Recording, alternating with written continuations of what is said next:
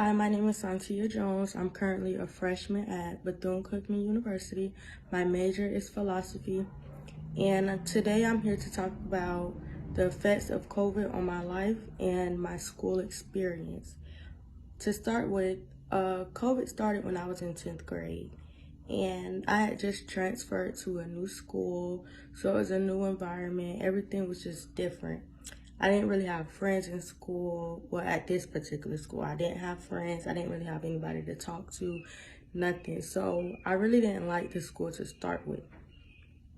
And by the time COVID hit, like with the lockdown and everything worldwide, it was about March because we had just, I think our spring break had just started or ended. I think it had just ended, but we was talking about coronavirus back in December in my algebra class. I will never forget. I was in algebra 2 and we was talking about it, and it was like, no, not the drink, not the drink. We're talking about actual like a virus, a worldwide pandemic. So fast forward to spring break. Spring break started or ended, and we went on lockdown. So there was no school, you couldn't go anywhere. Everything was like mandatory shut down. And with my school, I was kind of excited at first. I didn't really like look into the virus, but I was excited because I no longer had to go to school. And that was one of the biggest things for me because I already really I didn't like being there with the simple fact of me not having anybody to talk to, no nothing. So you're at a school for 7 to 8 hours with nobody to talk to, no nothing. So I was ecstatic. I was really happy about it. It was up until about my supposed to be 11th grade year because I graduated not college, I'm sorry. I graduated high school early. So it was supposed to be my 11th grade year where I decided to graduate early. And with me graduating early, I wanted to spend my last year of high school in school. And that didn't really go as planned for the simple fact of I have a little brother, and he's really like, I wouldn't say bad, but he has ADHD. So I had to be there for him. So it hindered me going to school and being able to interact with people my age. And with me, it really affected me because I was really hurt about not being able to go to school now, because it's like, this is my last year of high school. I can't go to school. I have to be online, virtual. Like, they changed everything to where it was virtual. I wasn't seeing my teachers. If I needed tutoring or anything, I couldn't go to school because I wasn't considered a student in school. I was considered a virtual student. So if I needed tutoring, and with me, I'm very hands-on. Like, I can't really learn through a computer. So with me, I needed hands-on with math, and I could not go to my school to get tutoring. I couldn't go for anything that I needed when it came to going to school or touching campus. No, it wasn't. No, it wasn't like they wouldn't let you. Even if you needed to, if you wanted to, they wouldn't let you unless you was enrolled as a student on campus. So that really affected me. Now things are better with my college experience. A lot of things has changed. I'm in a better mind space as well. Going to college was one of the best things that I've done. COVID is still like around us and things like that, but it's better. I'm doing better overall as a person. So thank you for your time. Again, I'm Santia Jones. My major is philosophy, and have a good day. Good afternoon. My name is Peter Youngle, and I will be presenting my part for the Group 2 speech, which is on how COVID-19 affected our personal life. Imagine waiting 4 years of your life, working hard in school and out of school hours, sacrificing, experiencing all the difficulties and challenges, just for the one celebration that highlights all your hard work be affected by a virus called COVID-19. It was approximately 1.5 months left in high school before the seniors graduated, when we were all forced to go on lockdown and continue school remotely. As this happened, things got harder. We had no choice but to take a new path we were unfamiliar with, which was online schooling. This was a very difficult moment for most seniors because not only were we about to graduate, but we had to finish through a system we were not familiar with. However, no matter how hard things got, we adapted and finished strong.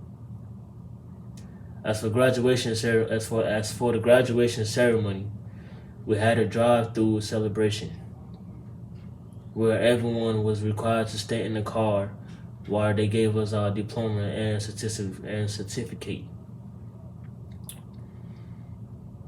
We never expected to finish in these circumstances. However, we were all grateful we received our diploma and finished strong. After graduating high school, it was now time to move on to the next level, which was college. At this time, the pandemic was still strong at hand. I was not sure if colleges were going to resume back in person or continue virtually. However, after a long wait, we finally got word that Bethune-Cookman University was resuming back in person. I was excited to hear this news, but I knew nothing would be the same.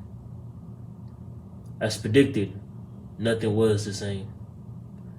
Although we were able to move in on campus, most of our classes was online and we couldn't get the full experience due to the guidelines that was put in place.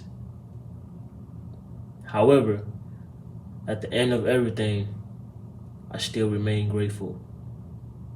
Thank you. Hi, my name is Tatiana James, and I'm going to be sharing my experiences with finding and having a job during COVID, along with my social life at the time. At first, I was working at a restaurant as a hostess, and it was a pretty good job, but because of COVID, I lost a lot of hours. And along with the lockdown, sometimes they would call some people in to work, but I was just never one of those people. And after the lockdown, I lost a lot of hours as well, which was not very good for me, especially knowing college was right around the corner and I needed to start saving up. So I looked for a new job, and that took a little minute because some people weren't ready officially to open or to hire new people, especially because the city wasn't 100% open and there were some mask mandates and things were still kind of crazy outside. But I did end up finding a job at first, and I wasn't really too fond of it. It just wasn't a really good job for me at the time. And about a few weeks later, I ended up getting a new job at Walmart, and it was really good opportunity for me. I got paid way more than I had ever been paid at the time, and I got to save up so much for college that I am still using. But also with my social life, it became kind of non-existent. A lot of people weren't outside, so there wasn't much going on, of course, on social media besides TikTok, everyone knows. And with that, I had to spend a lot of time with my family, and I am still grateful for it. I got to get to know everyone all over again. At the time, we were all on our phones and living life, but now we were stuck in the house. And social media ended up becoming boring. So we did a lot of things together. We would go outside, play with the dog, have movie days, go in each other's rooms, and just talk sometimes. So it always depended. So I gained a new understanding of my siblings and my family during that time, I can say. With my friends interacting, I think it also brought us closer because I actually had to talk to them and use the FaceTime and text them all the time just to see if they were okay or if anything was happening in their lives as well, and just sharing. And I can say social media kind of was brought in the way at first, but I am thankful that I got to know everyone all over again. Though I ended up not having the best experience with finding a job, I am grateful I did. It brought newer opportunities to me, and I got to get to know my friends and family all over again, which developed a strong relationship for us. Thank you. Good afternoon. My name is Ariel Kirby, and I'll be speaking on mental health during the COVID pandemic. Mental health during COVID caused stress, anxiety, fear, sadness, and loneliness. COVID had many psychological effects that contribute to financial loss, which led to frustrations. During our isolation period, I noticed on the news there were a lot more killings, a lot more depression talked about on the news due to COVID. I was diagnosed with COVID and pneumonia while being 8 months pregnant. When I found out, I went into a state of panic because I knew I could potentially lose my life, and not just my life, my baby's life also. As a result, I became extremely depressed and scared, and I ended up having to have my baby a month early with an emergency C-section.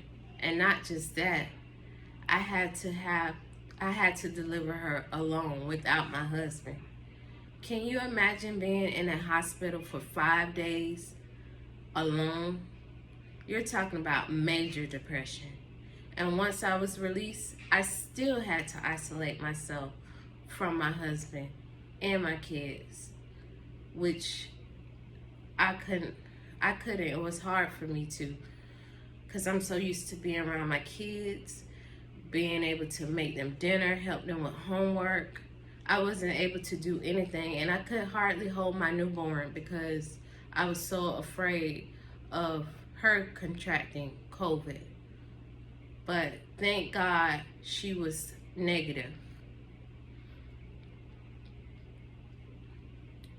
So I can truly relate to this bulletin because I know what it's like to have COVID and almost dying, losing my life, almost losing my baby's life.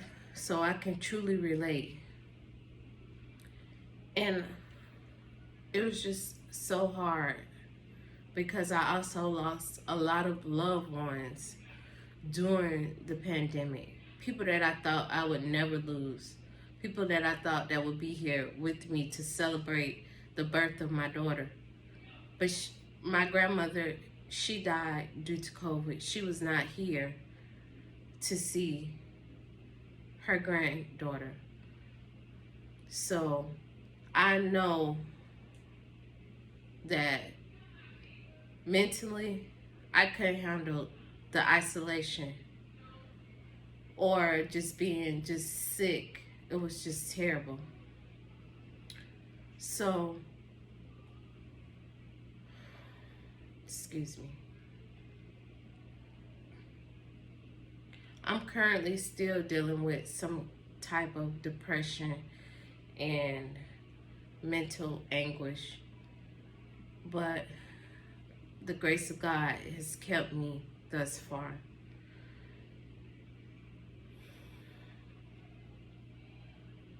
I knew this would be a hard subject for me, but this is a testimony that you can conquer anything.